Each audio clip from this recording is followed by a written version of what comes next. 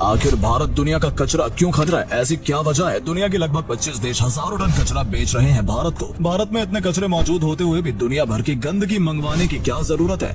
भारत इस कचरे से क्या करता है? क्या है भारत में आने वाले कचरे का असली सच? दोस्तों, हमारे भारत देश की आबादी कितनी ज्यादा आप जानते ही हैं। इतनी ज्यादा यहाँ की आबादी है, उससे ज्यादा तो यहाँ के लोग कचरे भी फैलाते हैं। लेकिन आपने कभी ये सोचने की कोशिश की है कि भारत के पास खुद का इतना कचरा होते हुए भी आखिर क्यों दुनिया भर के 25 देशों से भारत कचरा मंगवा रहा है? आप जानकर हैरान हो जाएंगे कि भारत हर साल 4300 करोड़ टन कचरा अपने देश मंगवाता है, जिसमें से कुछ इलेक्ट्रॉनिक कचरा और कुछ प्लास्टिक कचरा होता है। पर प्लास्टिक कचरे में कुछ ऐसी सामग्री भी मौजूद होती है जिन्हें दोबारा कुछ दिन से बनाया जा सकता है। तो ऐसी कौन सी जरूरत है जो कचरे से पूरी हो सकती है? भारत में बहुत सारी लंबी सड़कें हैं जो काफी मजबूत और शानदार कचरों का प्रयोग करके बनती है, जिसमें 1 किलोमीटर की सड़क बनाने के लिए 1 टन प्लास्टिक का प्रयोग होता है। वैसे भी देखा जाए तो ये तरीका बुरा नहीं है, क्योंकि प्लास्टिक से सड़क बनाना काफी फायदेमंद साबित हो रहा है। भारत सिर्फ सड़क बनाने के लिए ही कचरा नहीं मंगवाता, क्योंकि ऐसा होता तो भारत में काफी मजबूत सड़कें बन जाती। असल में कचरों से और भी कई सारी चीजें बनाई जा रही हैं। यहाँ के लोग भी जुगाड़ू दिमाग लगा के शानदार कारनामे करते हैं, जैसे कि आप सतीश कुमार जी से ही मिल लीजिए, जिन्होंने पेट्रोल और डीजल के बढ़ते दामों पर रोक लगाने का तरीका ढूंढ लिया है। सतीश जी ने एक ऐसी तकनीक का आविष्कार किया जो प्लास्टिक से पेट्रोल और डीजल बनाता है। परंतु सबसे ज्यादा हैरान करने वाली बात तो ये है कि पैरालोसिस नाम की अपनी इस तकनीक के जरिए सतीश कुमार उस प्लास्टिक कचरे को भी रिसाइकिल कर लेते हैं। भारत में हजारों जगह कचरा निकलता है जिस मिट्टी में दबा दिया जाता है, जिसके लिए काफी मात्रा में भूमि की आवश्यकता होती है। फिर भी हमारे देश में कचरा बढ़ता ही जा रहा है। साल 2020 में ये आंकड़ा हुआ कि भारत में 125 किलोमीटर से ज्यादा सड़कें प्लास्टिक कचरे से बनी हैं। केंद्रीय प्रदूषण नियंत्रण बोर्ड की साल 2019 की रिपोर्ट के अनुसार भारत में रोजाना 25,940 टन प्लास्टिक का कचरा निकलता है, यानी लगभग 9,000 हाथियों के वजन के बराबर। केवल 24% कचरा ही रिसाइकिल होता है, बाकी कचरा नदी नालों के किनारे बिखरा होता है। अब इतने ज्यादा कचरे को निपटाया कैसे हो? तो जुलाई 2016 में सरकार ने एक ऐलान किया, कहा कि सड़क बनाने में प्लास्टिक के कचरे का इस्तेमाल किया जाएगा। इसके बाद सेंट्रल रोड रिसर्च इंस्टीट्यूट यानी CRRI ने सड़क बनाने के कच्चे माल में प्लास्टिक का प्रयोग किया। सड़क बनाने में बहुत सारी सामग्री का प्रयोग होता है, जैसे कि डामर। ये धरती के अंदर पाया जाने वाला एक काला गाढ़ा और चिपचिपा द्रव्य होता है। सड़क बनाने में रोड़ी का भी प्रयोग होता है, जिसे छोटा पत्थर भी कहा जाता है। इसी छोटे पत्थर में प्लास्टिक का कचरा मिलाया जाता है। आमतौर में 1 किलोमीटर सड़क के लिए 10 टन डामर लगता है, लेकिन प्लास्टिक मिलाने पर इसकी मात्रा 9 टन ही रह जाती है। बाकी 1 टन प्लास्टिक कचरा रह जाता है। इस विधि का प्रयोग करके हर 1 किलोमीटर पर 1 टन डामर की बचत हो जाती है, जिससे आर्थिक बचत भी हो जाती है। कैसे मिलाते हैं प्लास्टिक सड़क बनाने की सामग्री में? प्लास्टिक के इस्तेमाल की तकनीक प्रोफेसर राजगोपालन वासुदेव ने साल 2001 में तैयार की थी। प्रोफेसर वासुदेवन मदुरई के त्यागराजन कॉलेज ऑफ इंजीनियरिंग में केमिस्ट्री पढ़ाते हैं। उनकी तकनीक के तहत सड़क बनाने से इस्तेमाल होने वाली रोड़ी को 165 डिग्री सेल्सियस पर गर्म किया जाता है, फिर उसमें प्लास्टिक कचरा मिला दिया जाता है। ऐसे में पत्थर पर प्लास्टिक की कोटिंग हो जाती है और वो काफी मजबूत हो जाता है। वहीं डामर को 160 डिग्री सेल्सियस पर गर्म करना होता है। सड़क बनाते समय डामर और रोड़ी को मिला दिया जाता है। ये प्रक्रिया सावधानी पूर्वक करना जरूरी है, क्योंकि डामर यदि शरीर में लग जाता है तो उसे निकालना मुश्किल साबित होता है। वासुदेव ने इस तकनीक से अपने कॉलेज में भी सड़क बनाई। इस काम के लिए राजगोपालन वासुदेवन को पद्मश्री पुरस्कार से भी सम्मानित किया जा चुका है। उनकी इस खोज की वजह से लोग उन्हें प्लास्टिक मैन भी कहते हैं। किस तरह का प्लास्टिक कचरा इस्तेमाल होता है? सड़क बनाने की इस तकनीक में किसी भी तरह के प्लास्टिक कचरे का इस्तेमाल किया जा सकता है, चाहे वो टॉफी का कवर, शॉपिंग या बैग या प्लास्टिक की बोतल ही हो। प्लास्टिक को गर्म रोड़ी में मिलाने से पहले टुकड़ों में काट लिया जाता है। वैसे तो भारत में साल 2012 से ही सड़क बनने में प्लास्टिक का इस्तेमाल हो रहा है, लेकिन साल 2015 में इस पर गंभीरता से काम हुआ। साल 2017 के बाद से तो नेशनल हाईवे में भी प्लास्टिक कचरा उपयोग में आने लगा और अब प्लास्टिक का उपयोग लगभग अनिवार्य ही हो गया है।